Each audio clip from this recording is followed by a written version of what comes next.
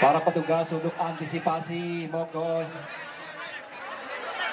Video amatir merekam ratusan supporter Persatuan Sepak Bola Banyumas atau Persibas Banyumas yang mengamuk dan merusak fasilitas di Stadion Gor Satria, Purwokerto, Jawa Tengah. Supporter menyalakan flare dari tribun penonton dan merangsek ke dalam stadion saat tim kesayangan mereka ditahan imbang 1-1 oleh tim tamu Persibangga Purbalingga. Supporter Persibas merusak kursi dan atap bench pemain cadangan serta tim official. Salah seorang supporter dari Laskar Bombastik mengatakan para supporter kecewa dengan buruknya manajemen Persibas yang membuat tim kebanggaannya terus-menerus gagal meraih kemenangan. Keterbukaan, kejelasan, dan kepastian. Si Persibas ini mau dibawa kemana sih? Mau tetap di Liga 3 atau ayo kita ke Liga 2 yuk gitu. Atas kejadian ini, panitia penyelenggara dan pengurus Persibas belum bisa dihubungi oleh media untuk dimintai keterangannya.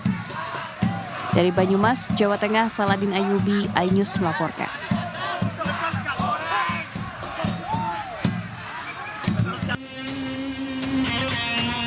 Viral di media sosial, aksi freestyle pengendara motor di Jalan Mati Rotasi, Kota Parepare, Sulawesi Selatan. Pengendara motor ini melakukan aksi freestyle dengan mengangkat ban depan motor sambil melaju kencang di jalan raya tanpa menggunakan helm. Aksi membahayakan juga dilakukan pengendara lain dengan berboncengan lebih. Pasca videonya viral, polisi berhasil mengamankan para pelaku. Mereka yang diamankan merupakan anak-anak di bawah umur. Mereka sengaja melakukan aksi tersebut untuk membuat konten media sosial. Membahayakan diri sendiri, terus membahayakan orang lain, termasuk pengendara umum. Jadi itu sudah ditetapkan di Undang-Undang Nomor 22 Tahun 2009, makanya kita ambil tindakan bahwa ancaman hukumannya itu sekitar 3 bulan. Untuk memberi efek jera, polisi kini mengamankan kendaraan yang digunakan dalam membuat konten aksi freestyle tersebut. Dari Parepare, Sulawesi Selatan, Erwin Eka Pratama, iNews melaporkan.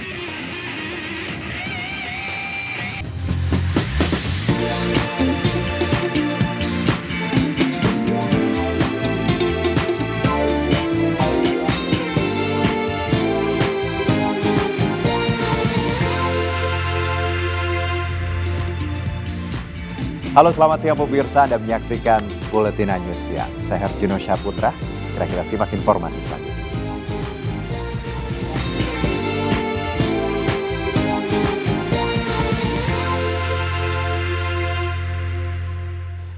Pipa bekas pengeboran Caltex di Desa Sisumut, Kabupaten Labuhan Batu Selatan mengeluarkan semburan air yang cukup panas. Kondisi ini dimanfaatkan masyarakat setempat untuk mandi karena sebagian meyakini dapat menyembuhkan penyakit seperti gatal-gatal pada kulit.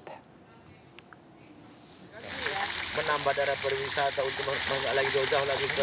Inilah pipa bekas pengeboran Caltex yang berada di area perkebunan kelapa sawit, tepatnya di Dusun Sisumut Bom, Desa Sisumut, Kecamatan Kota Pinang, Kabupaten Labuhan Batu Selatan, Sumatera Utara.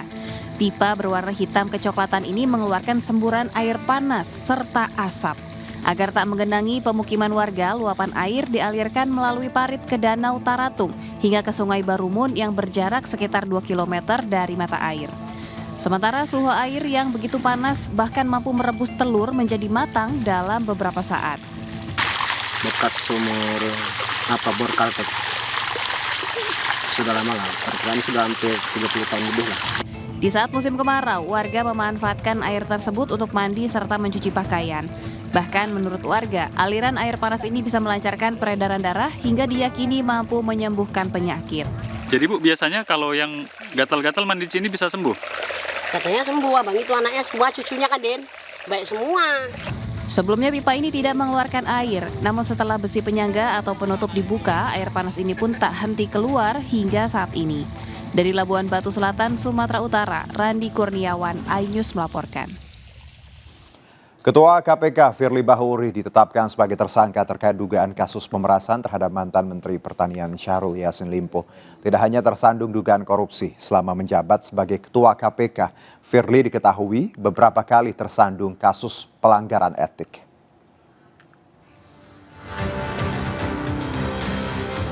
Setelah melakukan serangkaian penyelidikan, penyidik Subdit Tipikor Ditreskrimsus Polda Metro Jaya resmi menetapkan Ketua KPK Firly Bahuri sebagai tersangka terkait kasus pemerasan terhadap mantan Menteri Pertanian Syahrul Yassin Limpo saat menangani perkara di lingkungan pertanian pada 2021 lalu.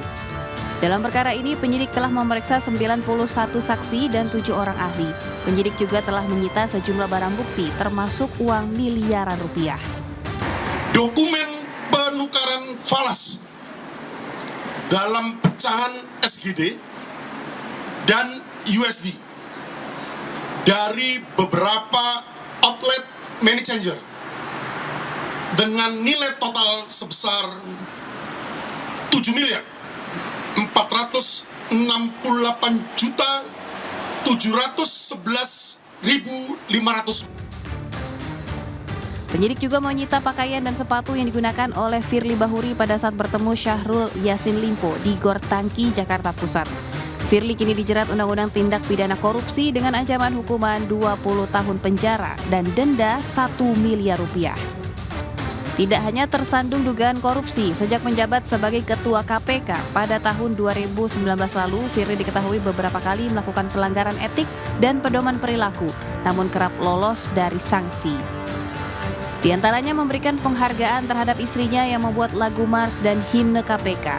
Kemudian pemberhentian Direktur Penyelidikan KPK Brigjen Endar Priantoro hingga kebocoran dokumen hasil penyelidikan di Kementerian ESDM. Dari Jakarta, Sofyan Firdaus, iNews melaporkan.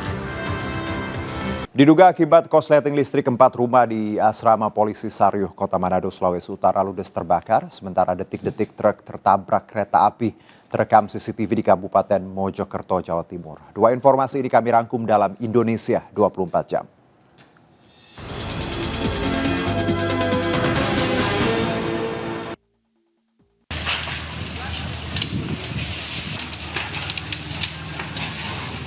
Kobaran api dengan cepat membakar 4 rumah di asrama polisi Saryuh, Kota Manado.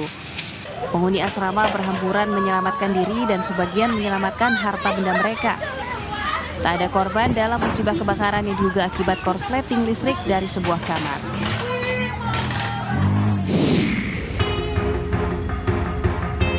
Detik-detik truk tanpa muatan tertabrak kereta api terekam CCTV di Desa Damarsi, Kecamatan Mojo Anyar, Kabupaten Mojokerto. Meski kondisi kabin truk ringsek, sopir dan kernet selamat setelah mengetahui kedatangan kereta api. Sebelumnya truk sempat mogok di tengah perlintasan rel kereta api dan ditarik truk lainnya, namun tali penarik putus. Unjuk rasa sejumlah mahasiswa digelar di depan restoran cepat saji Jalan Pemuda Rawamangun, Pulau Gadung, Jakarta Timur. Demonstrasi ini dilakukan mahasiswa sebagai bentuk solidaritas terhadap Palestina.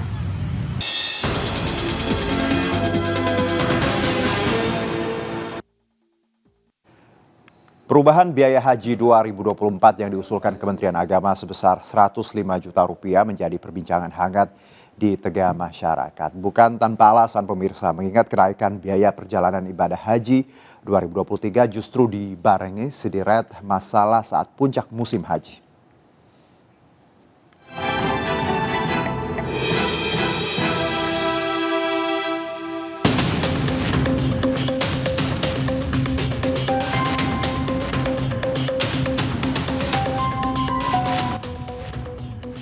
Kementerian Agama Kemenak mengusulkan biaya penyelenggaraan ibadah haji BPIH 2024 sebesar 105 juta rupiah setiap jamaah.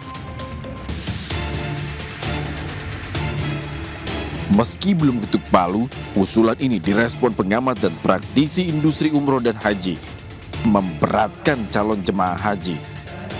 Menyikapi kenaikan BPIH yang diajukan oleh Menteri Agama sangat memberatkan bagi calon jamaah haji. Kenapa demikian? Karena kebanyakan calon jamaah haji Indonesia sudah menabung puluhan tahun untuk mempersiapkan ibadah haji. Namun ketika giliran akan berangkat, mereka harus membayar biaya tambahannya sangat banyak dan cukup memberatkan.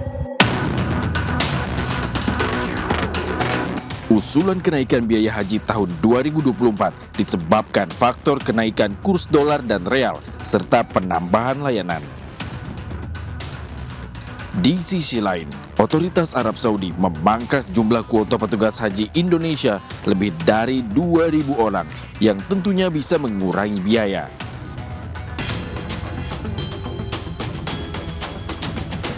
Seolah menjadi tradisi, ongkos haji dari tahun ke tahun terus merangkak naik.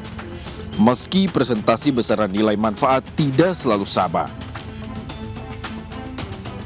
Sementara biaya penyelenggaraan ibadah haji punya rentang tak jauh berbeda dengan negara-negara ASEAN.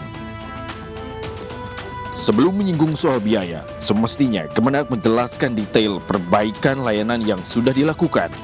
Mengingat puncak musim haji 2023 di Arafah, Musdalifah, dan Mina menyisakan sederet masalah. Ibadah ini bukannya jual beli loh, ya bukan jual beli, ibadah lah ibadah. Menunaikan haji dengan biaya yang cukup besar, ya apa artinya daripada rukun Islam yang kelima? Nggak setuju ya, karena untuk biaya haji kan udah cukup mahal ya, di angka 90 jutaan, terus dia naik di atas 100 juta. Sedangkan untuk menunggu haji juga itu kan nggak sebentar ya, lebih dari 5 tahun. Sudah semestinya pemerintah melalui Kementerian Agama melayani calon jemaah haji sebaik mungkin. Karena urusan haji bukan semata-mata soal ekonomi, tapi menyangkut hak warga negara dalam beribadah. Tim Liputan iNews melaporkan.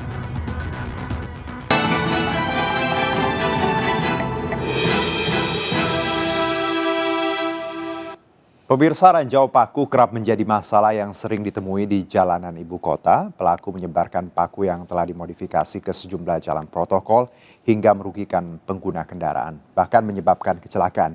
Di mana saja titik rawan ranjau paku yang harus diwaspadai? Kita simak liputannya berikut ini.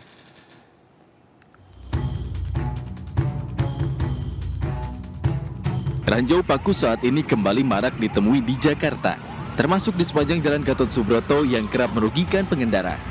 Bahkan, seorang pedagang minuman mengaku pernah melihat pelaku penebar ranjau paku yang beraksi menggunakan sepeda motor pada saat kondisi arus lalu lintas sepi. Biasanya pelaku menebar paku di lajur kiri, lajur yang kerap dilalui oleh pengendara sepeda motor. Pengalaman saya sih, saya ada 2 kali ya mengutin ranjau paku itu. Yang pertama depan pintu Hotel Crown Plaza, yang kedua pas depan dagangan saya. Aksi pelaku penebar ranjau paku tentu sangat merugikan pengguna jalan, khususnya pengendara sepeda motor yang sering menjadi korban. Tak jarang, untuk menghindari ranjau paku, pengendara sepeda motor sampai mengalami insiden kecelakaan. Sangat merugikan, Kak. Waktu itu saya ban baru, Kak. Ban baru kira-kira 1 bulan, kena ranjau paku. Yang ranjau itu nggak bisa ditambal. Pemirsa, berikut beberapa titik rawan ranjau paku di beberapa titik di Jakarta. Dengan sebaran titik rawan ranjau paku di Jakarta yang cukup banyak, para pengendara diminta selalu waspada saat berkendara di jalan raya. Dari Jakarta, Muhammad Zulhilmi, Tri Julianti, iNews melaporkan. Ratusan pasien Rumah Sakit Indonesia dievakuasi ke rumah sakit di Khan Yunis dengan sejumlah bus. Informasi lengkapnya sesaat lagi, tetap di Buletin iNews.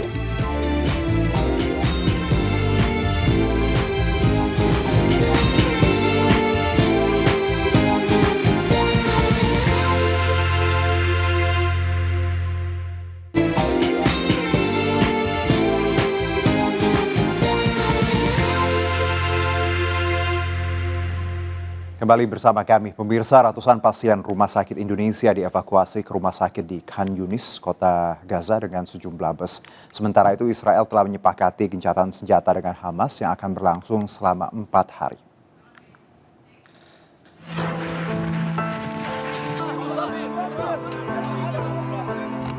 Lebih dari 100 jasad korban warga Palestina dari Rumah Sakit Al-Shifa dan Rumah Sakit Indonesia di Gaza dimakamkan secara massal di pemakaman Turki di Khan Yunis, selatan Gaza.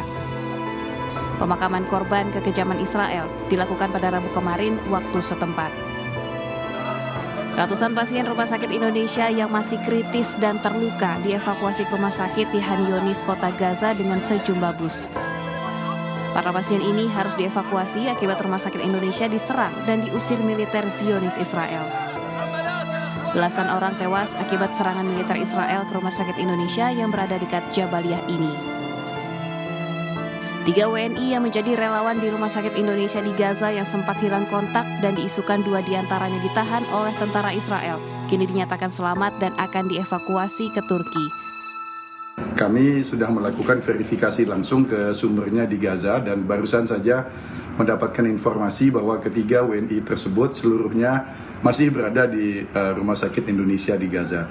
Jadi tidak ada penangkapan terhadap WNI oleh IDF di Gaza. Sementara itu Israel telah menyepakati gencatan senjata dengan Hamas yang akan berlangsung selama 4 hari dan memperbolehkan bantuan masuk ke jalur Gaza. Saya terima, memang kesepakatan sudah tercapai, namun eksekusinya itu baru akan terjadi mulai hari Kamis antara jam 5 sampai jam 6 pagi waktu Gaza. Artinya kalau di Indonesia itu sekitar pukul 11 atau jam 12 waktu Indonesia bagian Barat. Ya. Dan kesepakatan ini akan berjalan selama 4 hari, ya, di mana itu akan dimanfaatkan, dimaksimalkan oleh tim medis untuk mengevakuasi korban-korban yang masih tertimbun di reruntuhan, kemudian juga untuk mengevakuasi korban-korban pasien-pasien yang berada di wilayah utara untuk ke menuju selatan, dan juga akan dimanfaatkan untuk pertawanan.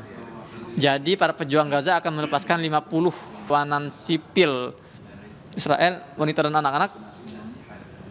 Di sisi lain, militer Israel atau pihak Israel ini akan membebaskan 150 tawanan Palestina, anak-anak dan wanita yang dipenjara di Israel.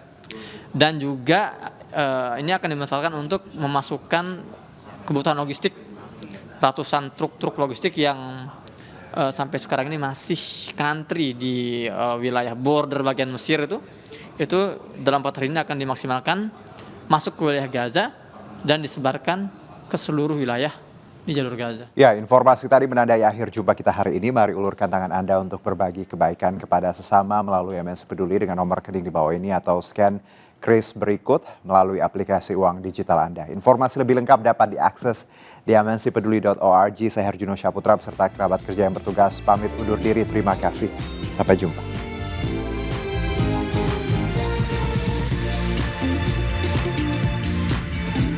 Para pendengar untuk antisipasi mogok.